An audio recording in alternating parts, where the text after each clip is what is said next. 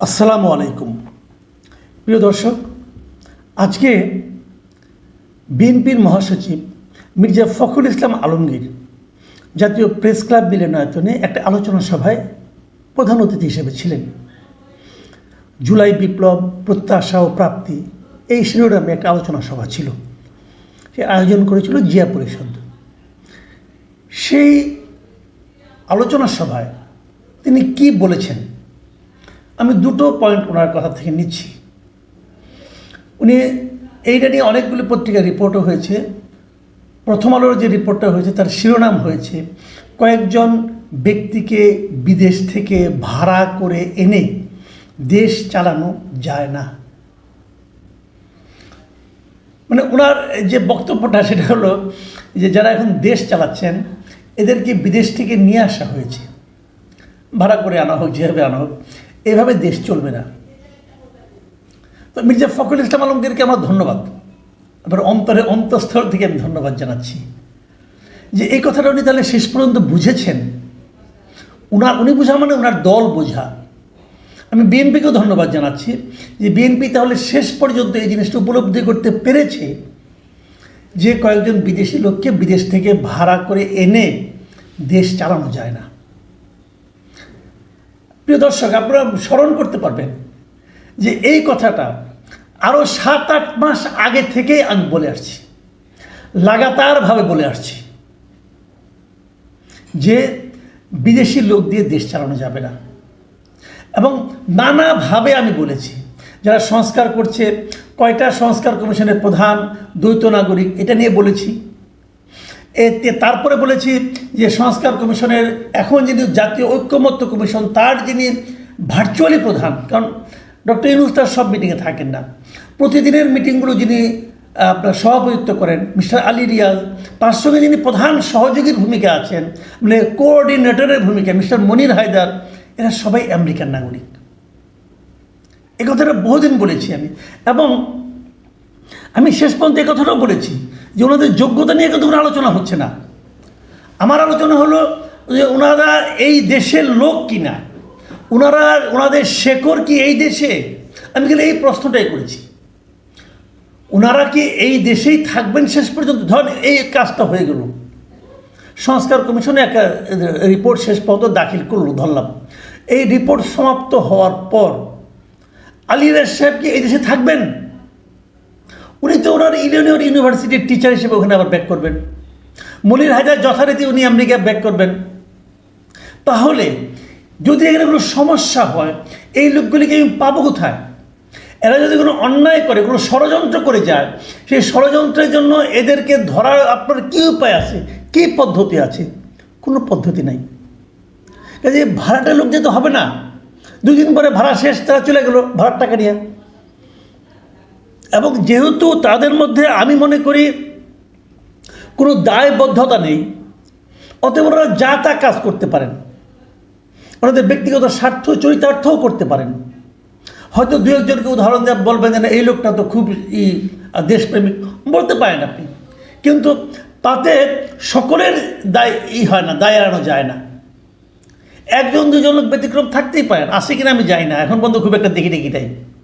এই দেখেন একটা ঘটনা বলি আপনাদেরকে, এই যে ট্রাম্পের যে বাড়তি শুল্ক, এই বাড়তি শুল্ক আমাদের উপর 35% চাপিয়ে দেওয়া হয়েছে। আমরা কিন্তু আগে 15% দিতাম, তার সঙ্গে আরও বাড়তি 35%, তার মানে আমাদের 50% শুল্ক দিতে হবে। পোশাক অথবা যে কোনো জিনিস আমরা যদি যুক্তরাষ্ট্রে রপ্তানি করতে যাই, এই টাকা দিতে হবে। এতটা শুল্ক দিয়ে ওখানকার প্রতিযোগিতামূলক বাজারে আমরা কি টিকে থাকতে পারবো? ধরুন পোশাক শিল্পে ভিয়েতনামে দিতে হবে 20%, আমাকে দিতে হবে বাড়তি 35%। তো এখানে তো আমি 15%-এর একটা গ্যাপে পড়ে গেলাম। আমি কি এই 15% বাড়তি দামে ভিয়েতনামের সঙ্গে কম্পিটিশনে পারবো? ওখানে পারবো না। আমাদের পুরো এই গার্মেন্ট শিল্পে ধস নামবে। এই শিল্পের সঙ্গে জড়িত প্রায় 8-10 লাখ লোক একদিনে বেকার হয়ে যাবে। ভাবেন আপনি একটা কী অবস্থা দাঁড়াবে। এই শিল্পে যারা নাকি মানে মিলিয়ন ডলার বিনিয়োগ করেছেন, তারা রাস্তায় বসে যাবেন একদম। এত বড় একটা ক্রাইসিস, 3 মাস সময় পেয়েছিলাম আমরা এটা আলোচনা করার জন্য। আলোচনার জন্য আমাদের এখান থেকে ওখানে কে গিয়েছিল? এই ভাড়াটে খলিলুর রহমান। উনি জাতীয় নিরাপত্তা উপদেষ্টা, উনি এখানে কেন গেলেন অথবা ওনাকে কেন পাঠানো হলো এটা কেউ জানে না। উনি যে ওখানে কী করেছেন এটাও কেউ জানে না।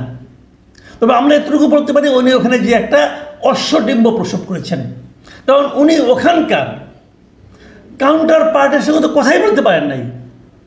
কারণ ওখানকার যারা যিনি কাউন্টার পার্ট আছেন, মানে যুক্তরাষ্ট্রে যারা এই জিনিসটা দেখেন, এই মানে ট্যারিফটা দেখেন, তারা তো ওনার সঙ্গে বসবেনই না। বলবে ভাই তুমি কি বাণিজ্য মন্ত্রণালয়ের কেউ? তুই হু আর ইউ?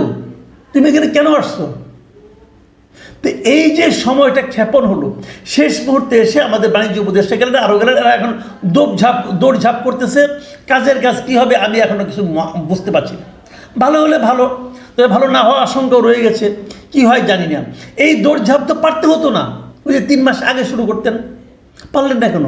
পারলেন না এই লোকগুলির মধ্যে কোনো আন্তরিকতার প্রয়োজনীয়তা নাই, তারা তো এই দেশের কেউ না। আমি নাম ধরে ধরে বলি, যাদের নাম ধরে বলেছিলাম, এরা কি কেউ নতুন গভর্নমেন্ট আসার পরে এসে থাকবে? কেউ থাকবে না। কাজে এদের কোনো দায়িত্বও নাই। এরা ভাড়াটে হিসেবে এসেছে, এরা আমাদেরকে সংস্কার বুঝাবে। আমার দেশের লোক সব বোধহয় বোকারাম, কিছু বুঝে না, সব ওনারা বুঝে। হ্যাঁ, ওনারা বুঝে না, ওনারা এসে সব আমাদের ঠিকঠাক করে দিবে, আর আমরা সেটা বলবো বাহ বাহ বাহ বাবা, কি একটা পেয়ে গেছি আমরা, আসমানি কিতাবের মতো এটা পাইছি। ভাই এত সহজ? এই কথাগুলো বলতে বলতে টায়ার্ড হয়ে গেছিলাম। আমি বলেছি, আমার সঙ্গে আরও আমাদের কয়েকজন সাংবাদিক কলিগ অনেকেই বলেছেন, এম.এ. আজিজ ভাই, উনি তো খুবই উচ্চ কণ্ঠ ছিলেন, এটা নিয়ে বলেছেন, কোনো লাভ হয়নি। আমরা আমাদের সঙ্গে কোনো পলিটিক্যাল পার্টিকে পাইনি, দুর্ভাগ্য আমাদের এখানে। আমরা বারবার বলেছি পলিটিক্যাল পার্টিগুলো, আপনারা বলেন, জিজ্ঞাসা করেন যে তুমি কেন এখানে, তুমি কে? কেউ জিজ্ঞাসা করেনি। আজকে মির্জা ফখরুল ইসলাম সাহেব বুঝতে পেরেছেন যে এটা হবে না। উনি বলেছেন, ওনার ভাষায় যদি আমি বলি, দেখুন উনি কিন্তু সংস্কার নিয়েও কথা বলেছেন। এই সংস্কার যে কিছু হবে না এটা উনি বলেছেন। ওনার কথা শুনুন, উনি কি বলেছেন। অনেকেই মনে করছেন কয়েকজন লোক সংস্কার যারা করছেন তারা কতগুলো বৈঠক করে সংস্কার করে জনগণকে এগিয়ে দিলেন আর সংস্কার হয়ে গেল। এভাবে সংস্কার হয় না। সংস্কার হতে হবে একটা প্রক্রিয়ার মধ্য দিয়ে। সংস্কার একটি চলমান প্রক্রিয়া।